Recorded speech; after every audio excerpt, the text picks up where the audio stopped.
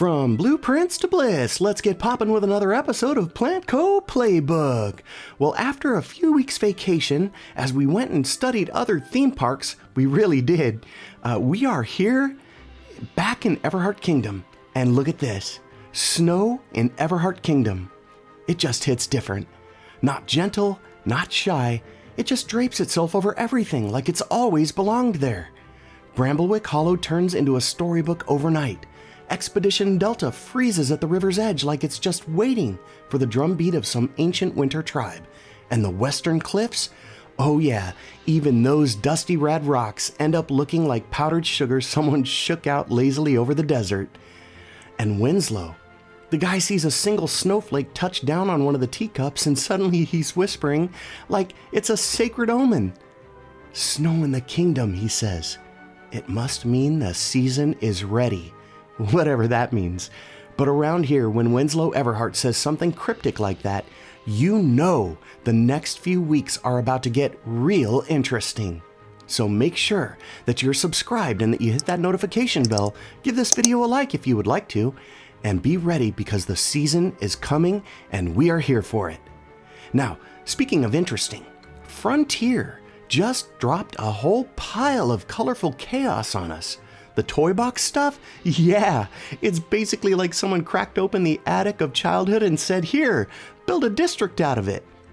Blocks the size of houses, arts and crafts walls, rides that look like your favorite toy line went sentient and demanded OSHA clearance. Everything is bright, bold, stacked, and begging to be arranged. It's basically imagination with a power outlet. Now, we'll do a proper deep dive soon in another episode, but let's take a look around and see a preview of some of the stuff we have here. Snow, Toybox colors, Everheart Kingdom. Put all of that together and you can feel it building. That holiday thing that sneaks up on you when you're not paying attention.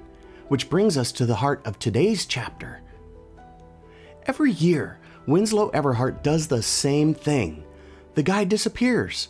One night, he's in the workshop obsessing over coaster curvature, or winding through the hollow muttering about lantern angles, and the next moment, gone. No one asks where he goes. We learned early on that it's pointless to ask. The man treats location unknown like a sport. But he always comes back right before winter settles in, quiet, calm, and carrying some idea that's going to shift the whole park's heartbeat. This year, he didn't come back with blueprints. He came back with a story, a tradition technically.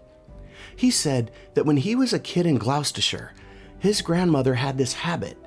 Every December, they'd walk through their village at night, cold as could be, wrapped in wool because the wind doesn't negotiate. And they would count windows, not houses, windows. And the rule was this: every glowing window had to earn a story, not a guess about the people inside, not gossip, a story, something completely made up, whimsical, ridiculous, heartfelt, whatever came to mind, because his grandmother believed every warm light deserved a bit of magic wrapped around it. Light, she used to say, is the proof of someone making a life. So give it a story. Winslow carries that with him every day. Heck, half this park is the byproduct of that one sentence. So this year, he asked if we'd try something similar, but in Everheart Kingdom. He started at the main entrance just as the snow finished settling. Lanterns warm, path lights glowing against the frost. Guests bundled up and wandering like they'd all stepped into a memory they didn't know they had. Winslow holds up a mittened hand like he was conducting an orchestra, and he says, right, pick a window. So we do. We're standing there like two idiots staring at the facade of a building, and he goes, look, that window? That's the one where a little boy is saving all his allowance so he can buy a gingerbread star the size of his head. Okay, that was his story. Mine was worth something about a grandpa using peppermint sticks as currency. It doesn't matter, the point was the same. Every window we passed, every lit storefront, every glowing doorway, every little place with a lamp, we gave it a story. But the twist came when guests started noticing. You know how kids are. They see two grown men talking animated nonsense about peppermint economies and gingerbread inflation, and they're going to join in. Before long, we've got families walking behind us, throwing in their own stories. A couple on a date added one. A group of teenagers made theirs wildly dramatic. And one guy gave a window a full tragic backstory like he was auditioning for a holiday opera. And the park changed. Not physically. The snow didn't fall harder, the lights didn't get brighter, nobody hit a switch. But the vibe shifted from winter update to something that hit closer to home. Guests weren't just in the park. They were participating in the magic Winslow always talked about. When we reached Bramblewick Hollow, everything got quieter. This area, it carries its own weight, that blend of woodland fantasy and English folklore. So with snow, it turns into this dreamlike forest that feels older than the park itself. Winslow, he stopped near the path leading towards the future expansion area. He stared at it for a long minute. He had his hands buried in his coat pockets like he was trying to hide the excitement leaking out of him. "You feel that?" he says. And honestly, yeah, it felt charged, warm under the cold, like the snow wasn't covering magic. It was revealing the outline of it.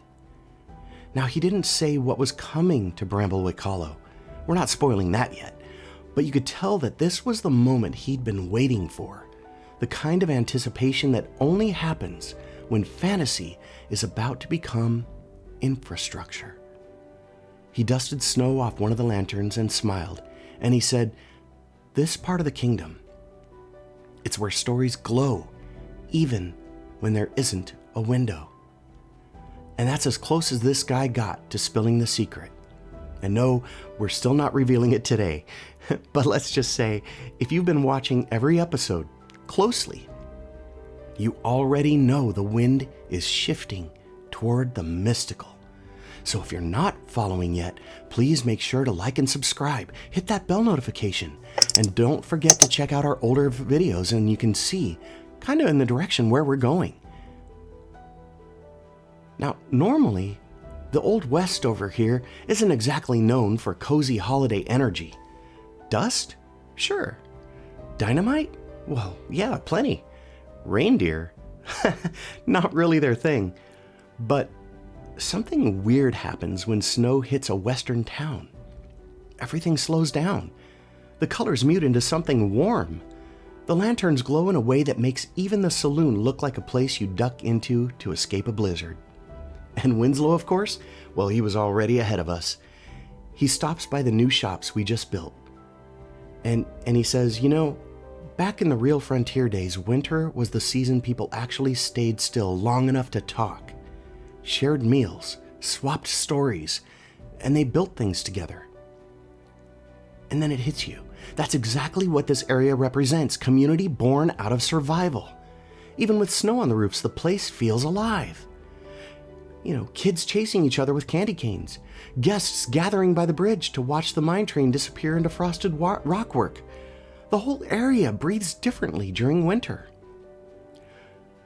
And over here, snow in the jungle themed land? Well, it sounds stupid on paper, but this? It just works. The snow dusts the palms, settles on everything around, and it clings to the weathered ropes in our rockwork at the entrance. It turns the place into something mythic, like a lost tribe celebrating a winter they only see once a century.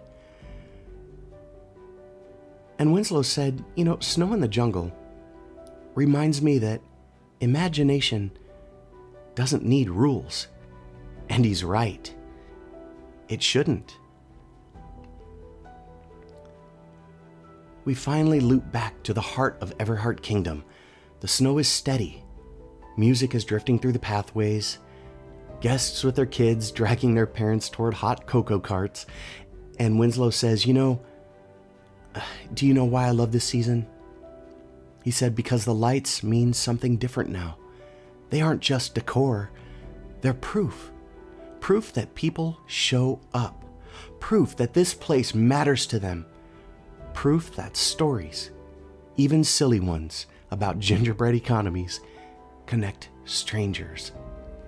Then he turns to me with misty eyes and he says, every year the kingdom grows, not because we add rides, but because people fill it with their own memories.